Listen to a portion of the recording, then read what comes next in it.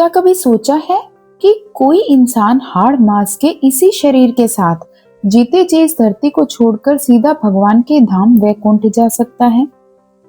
ये कोई कोरी कल्पना नहीं, बल्कि भारत की पावन धरती पर घटा एक ऐसा सच है जिसे सुनकर आधुनिक विज्ञान भी हैरान रह जाता है। एक ऐसा महान संत जिसकी अटूट भक्ति ने स्वयं भगवान नारायण को विवश कर दिया अपना विमान धरती पर भेजने के लिए। आखिर कौन थे संत तुकाराम और क्या था उन कविताओं का रहस्य जिन्हें नदी में डुबोने के बाद भी पानी की एक बूंद उन्हें छू नहीं सकी? क्यों हजारों लोगों की आंखों के सामने वे अचानक अदृश्य हो गए? और क्या आज भी उनके वैकुंठ गमन का वह रहस्य बरकरार है? स्वागत है आपका आध्यात्मिक धारा पर। आज के इस विशेष वीडियो में हम पर्दा उठाएंगे इतिहास के उस चमत्कारिक पन्ने से जिसे सुनकर आपके रोंगटे खड़े हो जाएंगे। संत तुकाराम जी के उस चमत्कारिक अंत को समझने के लिए हमें समय के पहिए को पीछे घुमाना होगा। साल था 1608 जब पुणे के पास देहू गांव के एक छोटे से घर में किलकारियां गूंजी। तुकाराम जी का जन्म मोरे परिवार में हुआ था। उनके पिता बोहोजी और माता कनकाई बेहद धार्मिक प्रवृत्ति के थे। बचपन से ही तुकाराम का मन खेलकूद से ज्यादा विट्ठल के भजनों में लगता था, लेकिन नियति ने उनके लिए कुछ और ही सोच रखा था। तुकाराम जी के पिता का देहांत हो गया और घर की पूरी जिम्मेदारी उनके कंधों पर आ गई। वे एक बहुत ही ईमानदार और दयालु व्यापारी थे। कहते हैं कि उनकी दुकान पर जो भी गरीब आता वे उसे खाली हाथ नहीं जाने देते थे।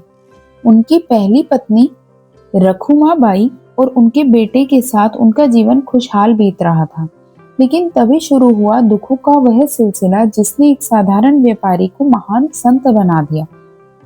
साल 1629 से 1630 के आसपास महाराष्ट्र में एक भयंकर अकाल पड़ा। ना बारिश थी ना अनाज, लोग दाने दाने को तरसने लगे। तुकाराम जी ने अपना सारा अनाज भूखों में बांट दिया, लेकिन वे अपने ही परिवार को नहीं बचा सके। उनकी आंखों के सामने उनकी पत्नी और बेटा भूख से तड़पते हुए शांत हो गए। इस गहरे सदमे ने उनके मन में संसार के प्रति विरक्ति पैदा कर दी। उन्हें समझ आ गया कि ये संसार नश्वर है, यहाँ केवल भगवान का नाम ही शाश्वत है। सब कुछ खोने के बाद उन्होंने दूसरी शादी की, लेकिन उनका मन अब व्यापार में नहीं लगता था। उनकी दूसरी पत्नी जीजाबाई स्वभाव से ही बहुत कड़क थी, लेकिन वे तुकाराम जी से बहुत प्रेम करती थी। तुकाराम जी अपना ज्यादातर समय भामनाथ पर्वत की गुफाओं में विट्ठल विट्ठल जपते हुए बिताने लगे। वे घंटों ध्यान में मग्न रहते, जहां ना उन्हें अपनी भूख का पता होता ना प्यास का। यहीं से शुरू हुई उनकी वो साधना जिसने उन्हें तुकाराम से जगत गुरु तुकाराम बना दिया। कहते हैं कि उनकी कड़ी तपस्या से प्रसन्न होकर स्वयं पांडुरंग यानी विट्ठल भगवान ने उन्हें दर्शन दिए और उन्हें अभंग रचने की प्रेरणा दी। तुकाराम जी कोई विद्वान नहीं थे, लेकिन उनके मुंह से निकले हर शब्द में साक्षात ईश्वर का निवास था। उन्होंने हजारों अभंग लिखे, जिनमें उन्होंने जाति पाति, ऊंच नीच और पाखंड का जमकर विरोध किया। उन्होंने सिखाया कि भगवान मंदिर की मूर्तियों में नहीं, बल्कि दीन दुखियों की सेवा में बसते हैं। जैसे जैसे उनकी ख्याति बढ़ने लगी, समाज के कुछ स्वार्थी तत्वों को उनसे जलन होने लगी। उन्हें लगा कि एक साधारण शूद्र कुल का व्यक्ति कैसे धर्म की व्याख्या कर सकता है, और यहीं से उस महाषड्यंत्र की शुरुआत हुई, जहां उनके लिखे अभंगों को इंद्रायणी नदी के गहरे पानी में फेंक दिया गया। लेकिन क्या पानी भगवान की वाणी को डुबा सकता था? तुकाराम जी की भक्ति की खुशबू पूरे महाराष्ट्र में फैलने लगी थी, लेकिन जहां रोशनी होती है वहां अंधेरा भी अपनी जगह बनाता है। गांव के कुछ पाखंडी लोगों को ये बात हजम नहीं हो रही थी कि एक आम आदमी, जिसे वे अपने से छोटा समझते थे, वह ईश्वर की इतनी सुंदर व्याख्या कैसे कर सकता है।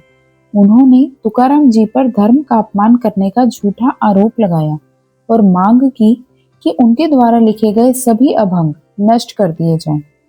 उन लोगों ने तुकाराम जी को मजबूर किया कि वे अपने हाथों से अपनी सारी रचनाएं इंद्रायणी नदी के गहरे पानी में फेंक दें। समाज का दबाव इतना था कि तुकाराम जी को झुकना पड़ा। भारी मन से आंखों में आंसू लिए उन्होंने अपनी पूरी जिंदगी की कमाई वो पवित्र शब्द जिन्हें स्वयं भगवान ने प्रेरित किया था, नदी की लहरों के हवाले कर दिया। लोगों ने उपहास उड़ाते हुए कहा, अगर तुम सच्चे भक्त हो तो तुम्हारे भगवान इन कागजों को डूबने नहीं देंगे। तुकाराम जी ने किसी से बहस नहीं की। उन्होंने अपना सब कुछ विट्ठल को सौंप दिया और उसी घाट पर धरने पर बैठ गए। एक दिन बीता, 2 दिन बीते, देखते देखते 13 दिन गुजर गए। ना उन्होंने कुछ खाया, ना पानी की एक बूंद पी। वे बस एक ही रट लगाए थे, हे पांडुरंग, अगर ये शब्द मेरे थे तो इन्हें डूब जाने दो, लेकिन अगर ये तेरे थे तो अपनी लाज बचा लो। देहू गांव के लोग तमाशा देख रहे थे, लेकिन 13वें दिन जो हुआ उसने इतिहास बदल कर रख दिया। अचानक इंद्रायणी नदी की लहरों के बीच से एक चमत्कार हुआ। जो कागज 13 दिन पहले भारी पत्थरों के साथ डुबोए गए थे, वे एक एक करके पानी की सतह पर ऊपर आने लगे। चमत्कार तो ये था कि 13 दिन पानी में रहने के बाद भी उन कागजों की स्याही तक नहीं फैली थी। वे पूरी तरह सूखे और सुरक्षित थे। साक्षात इंद्रायणी माता ने उन अभंगों को अपने हाथों में उठाकर किनारे लगा दिया। ये देख उन पाखंडियों के सिर झुक गए और पूरा देहू गांव जय हरि विठ्ठल के नारों से गूंज उठा। तुकाराम जी ने अपना पूरा जीवन विठ्ठल की उपासना में लगा दिया। तुकाराम जी बूढ़े हो चुके थे। अब समय आ गया था उस महाप्रस्थान का, जिसके बारे में हमने शुरुआत में बात की थी। फाल्गुन मास के कृष्ण पक्ष की द्वितीया का वो दिन था। तुकाराम जी ने अपने सभी भक्तों और अपनी पत्नी जीजाबाई को बुलाया।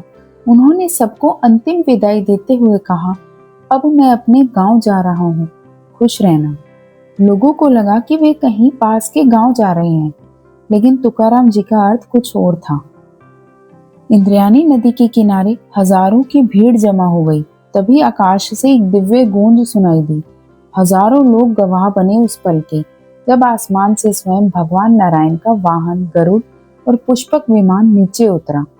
तुकाराम जी ने मुस्कुराते हुए सबको प्रणाम किया और उस विमान में सवार हो गए। जैसे जैसे विमान ऊपर जाने लगा, तुकाराम जी का शरीर धीरे धीरे प्रकाश में बदलने लगा। बिना मृत्यु को प्राप्त हुए हाड़ मांस के शरीर के साथ वे इस नश्वर लोक को छोड़कर वैकुंठ चले गए।